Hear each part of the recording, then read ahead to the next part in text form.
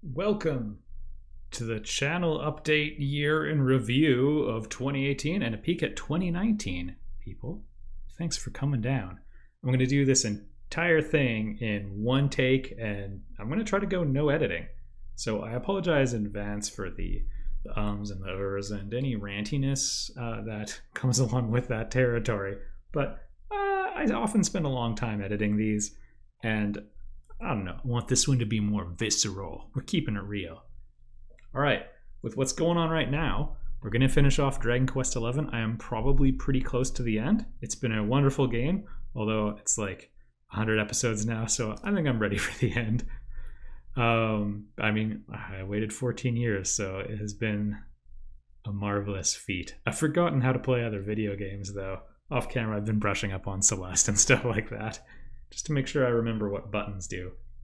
Almost a third of the year, I think, by the time we finish that, which is crazy. Thanks. If any of you are watching this and not into that series, it's been a chill and wonderful time, though.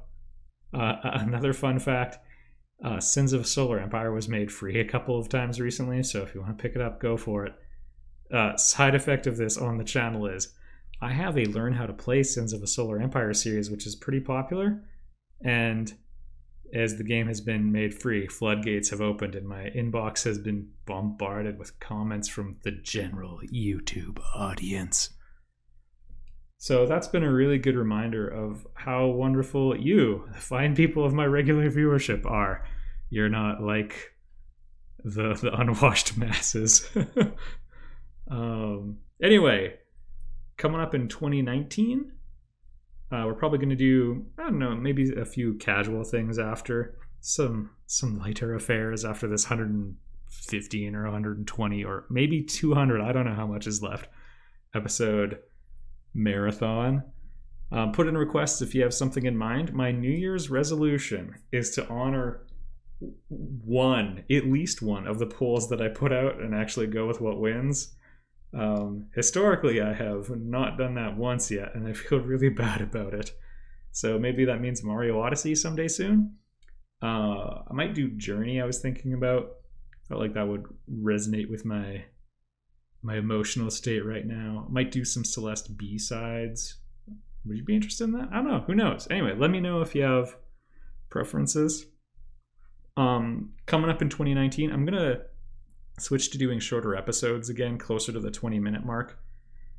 Because with RPGs sometimes, especially if it's blind and I don't know how long it is and like how to pace myself with like if I do a Final Fantasy VII Let's Play, I kind of know it's like, okay, I'll do Wall Market here, and then the next one we'll do the plate, and then we'll do the tower. Like, I can structure that out because I know the game very well. But for all these blind JRPGs, I mean, anything could happen. And like in the Dragon Quest series, I think my longest is I had an 80-minute episode that I had to edit down. It's ridiculous. Anyway, I do think, yeah, 20 minutes is like, so in the 20 to 25 range is what I think the ideal length is. I know some people like the long plays, but when I started Let's Plays were capped at 10 minutes and 59 seconds. Well, YouTube videos were. And so that's sort of what I got acclimatized to way back in the day, like 10 years ago, because all the content before that was that long. And it wouldn't be unusual to see like a 7-minute video, especially for a game that was like broken up into stages or whatever. I think the first Let's Play I ever watched was Deceased Crab doing Journey to Silius. And, you know, it's sort of par for the course. And it was a good bite-sized. I personally think that was a bit too short. The people who invented the 22-minute show were onto something. And I know there was like 8 minutes of ads, but you get my point. Like, there's something about that morsel size that feels good to me. So that's what I'm going to be striving for. Yeah, part of that's also personal in nature. I got super burnt out in November. I don't know if you recall, but there was a break from Dragon Quest XI, and I started uploading like the leftover Extra Life videos, and there wasn't other content, and that was not part of the plan. That was actually like a survival strategy I switched to.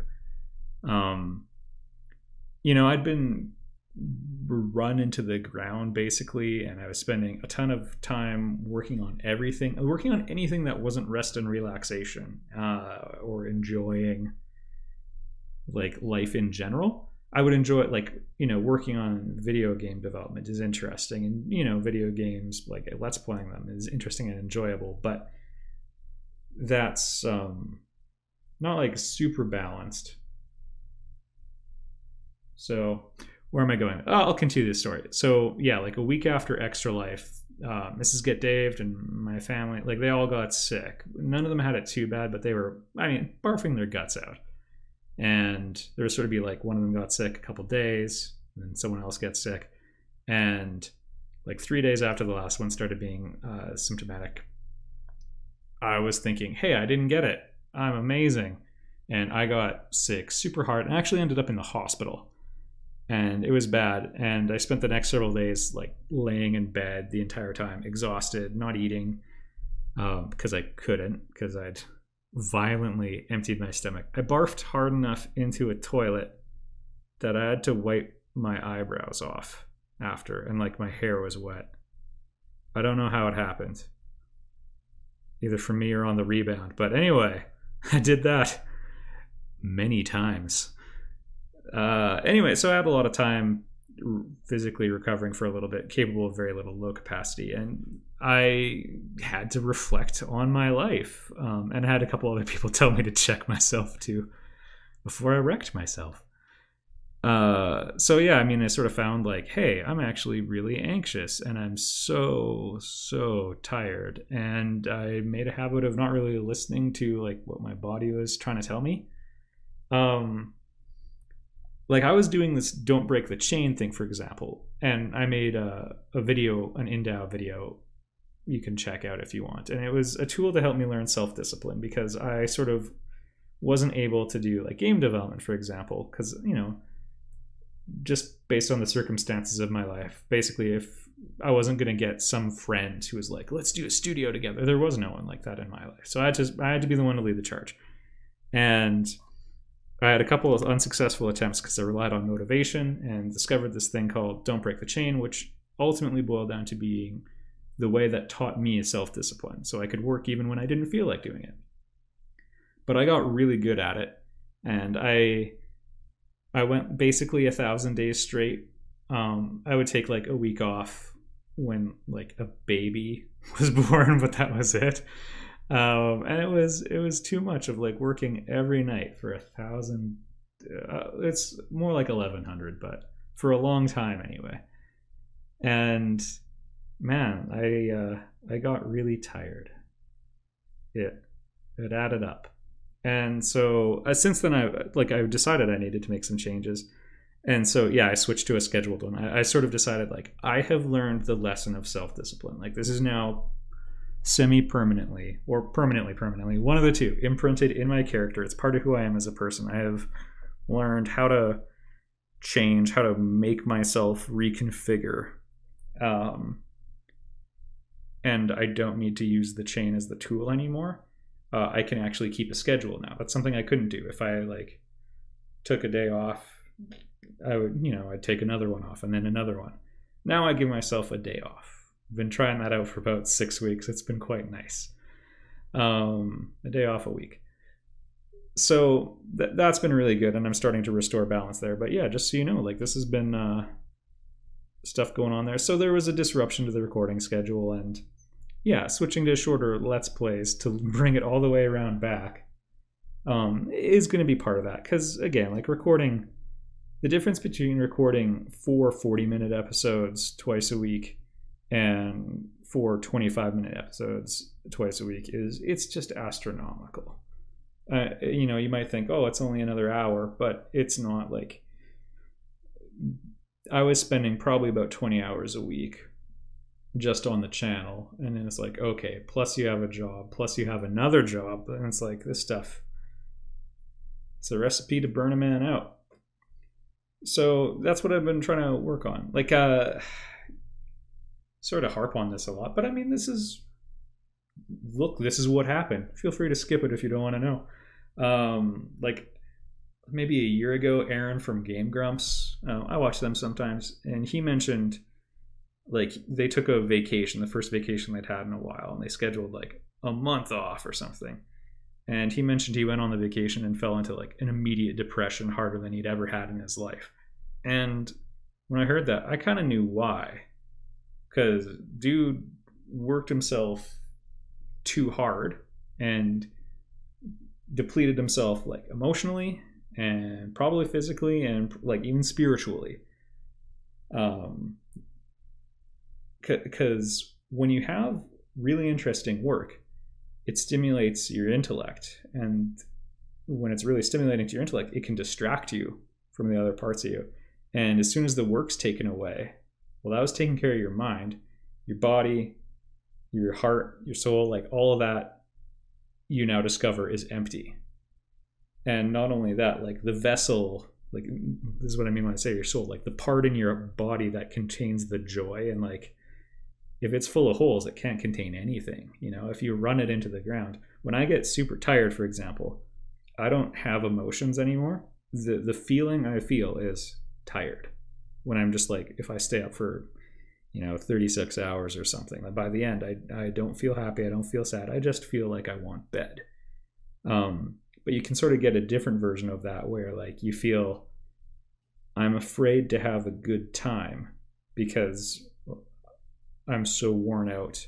I can't even handle a positive emotion, because positive emotions are their own form of stress, right? Anyway, I thought that when he mentioned that, and then it happened to me too. Because I don't know, it's hard to, I find it hard anyway to know what my own stress level and like what my own status is like. It's easy to see these things in other people, I think. I find it very difficult to find in myself. So I'll just sort of say, hey, I think I'm stressed. And Mrs. Good Dave will be like, yeah, you've been you've been miserable company for 2 months or whatever. Or you've been going too hard. So anyway, that was the recent story. Sorry if that's bumming you out. Maybe you can relate. The frustrating thing was also this, it like flies in the face of what I believe, because like you'll hear stories about like people in the games industry and they're working like 100 hours of overtime, and it's like a programmer or an artist working 100 hours a week, and that frustrates me so much. Because, and then on the other hand, you have Richard Branson putting some Virgin companies down to 24-hour work weeks and finding productivity went up. And it's like, yeah, I believe that sort of thing is true.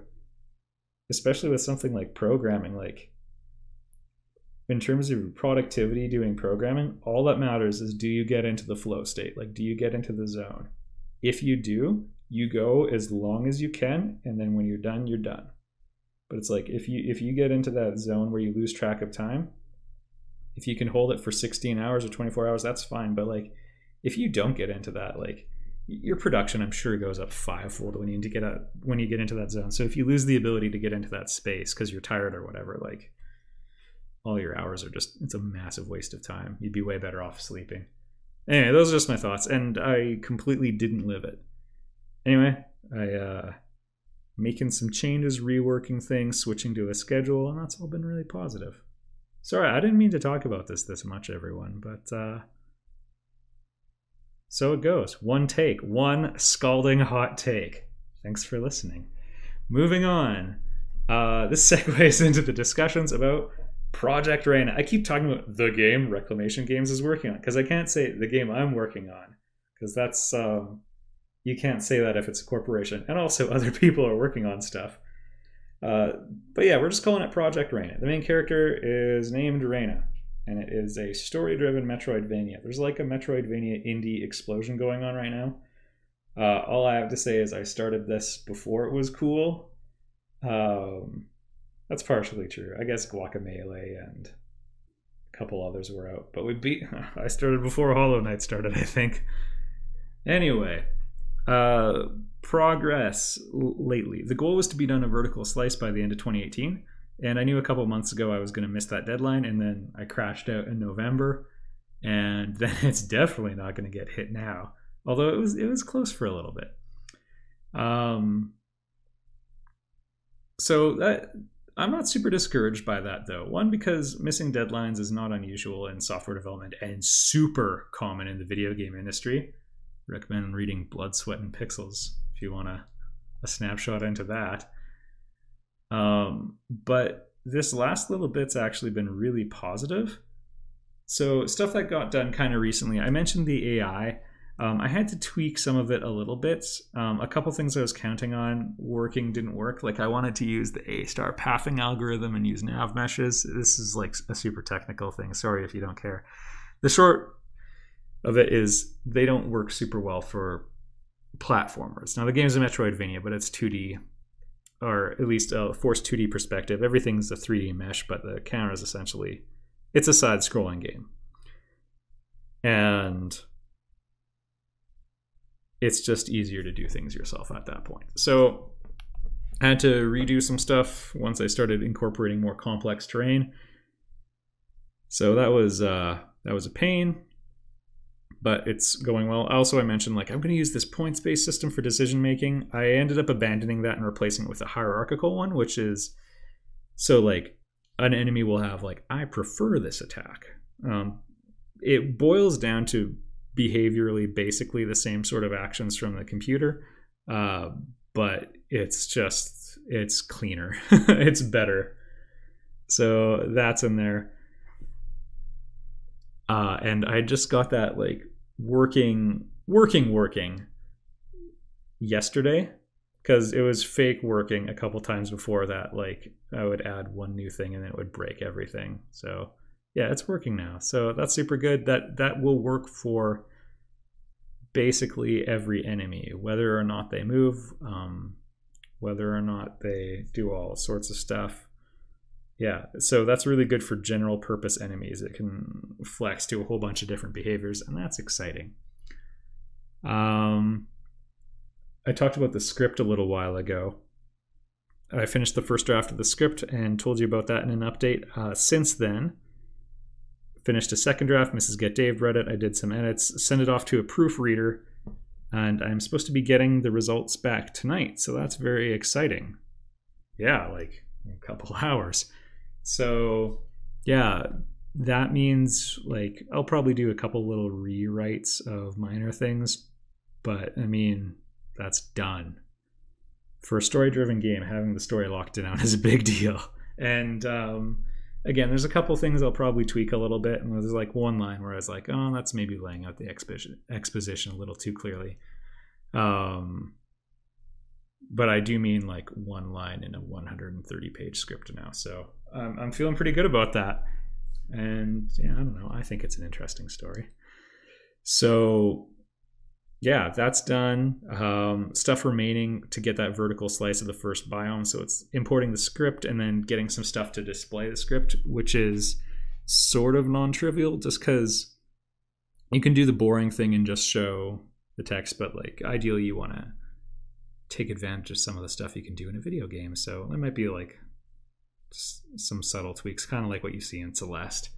AI coding for the first boss, along with like building the mesh and everything.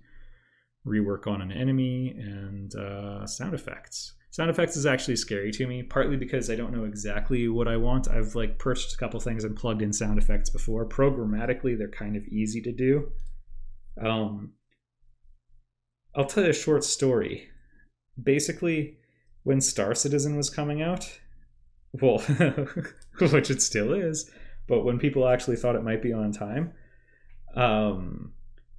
people were posting videos of like, you know, okay, we just finished the Hornet or the Raptor or whatever the standard fighter is, and you know, people were making fun of the sound effects for like one of the guns on it or whatever. And I remember listening to it and thinking like, I don't know, it sounds like a gun. And I mean, so I don't know if it's like the shooter crowd, like people who play Call of Duty, they're like connoisseurs of gun sound effects. And I'm just not a connoisseur like that. Or maybe it's just like, maybe they're all Americans and it's like, I've only shot a 22 because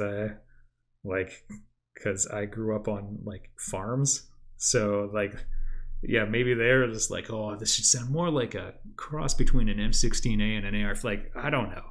But the point is, I couldn't hear it. So now it's like, do I just not know what a good sound effect is? If I put something that sounds good to me in, is that good enough?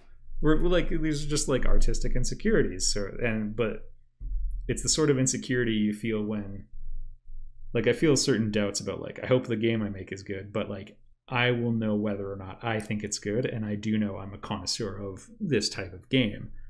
Sound effects, I'm not. So it's like, I don't know. I might be tone deaf, so I don't know. If any of you have great epiphanies about that, you let me know. Are any of you sound designers that hate money? Because boy, do I have something for you. Anyway, this is actually a fair bit of work, but honestly, we're close. Like, because that's it. One other, oh yeah, and I mentioned, or I might have skipped over it. There's a little bit of rework on the level design of the first biome. Basically, Matt Thorson of Matt Makes Games fame, so Mr. Towerfall and Celeste, he gave a GDC talk that was like a revelation. And I'd listened to it once before I played Celeste, and then I checked it out after. And before I was like, I was kind of like, oh yeah, whatever. Your game's not even out, man. And then after playing Celeste, I'm like, okay.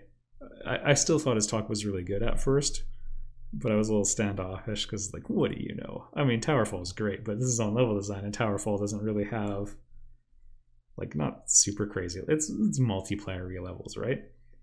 But yeah, in retrospect, and after watching it a second time, it was brilliant and really helpful, and it let me sort of, I'm cutting up the way I designed it a bit better. And he talked about breaking levels into, like, there's your world, there's your themes, and then there's your individual levels. And it was helped to add more narrative structure and helped me tie things in. Because there were a couple points where I would have, like, I'd put a room there and I would know, like, okay, I want this challenge to be there, but I wouldn't really know how to design it, how to make it look aesthetically and that sort of stuff.